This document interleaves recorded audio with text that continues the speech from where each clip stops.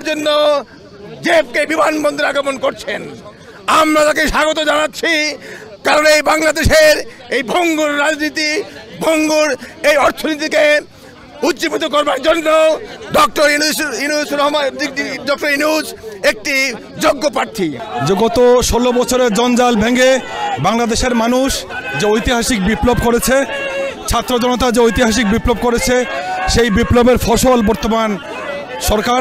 আমরা এই সরকার প্রধানকে স্বাগত জানাচ্ছি এবং আমরা বিশ্বাস করি এই সরকার প্রধান সমস্ত সংস্কার, প্রয়োজনীয় সংস্কার করে সুষ্ঠুভাবে একটা নির্বাচন দেবেন যথাসময়ে। ডক্টর মোহাম্মদ ইউনূস যুক্তরাষ্ট্রে আসছেন, তাই বিএনপির পক্ষ থেকে এখানে আমরা হাজার হাজার নেতার কর্মী একত্রিত হয়েছি ডক্টর মোহাম্মদ ইউনূসকে স্বাগত জানাই।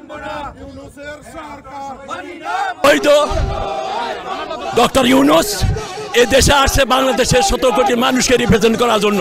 অবৈধভাবে সে আসতে পারে না, সে 17 কোটি মানুষকে রিপ্রেজেন্ট করে না, সে বাংলাদেশকে রিপ্রেজেন্ট করে না।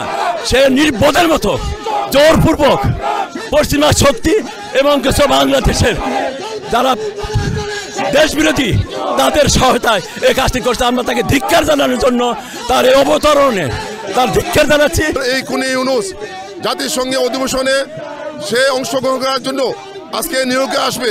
আমরা নিউ ইয়র্ক মহানগর আওয়ামী লীগের, আপনারা জানেন প্রত্যেকটা নেতৃবৃন্দ আমরা এই জেএফকে অবস্থান করছি, তাকে কালা পতাকা আমরা দেখাবো এবং সে অসাংগঠনিকভাবে কোনোভাবেই সে জাতিসংঘে স্পিচ দিতে পারবে না।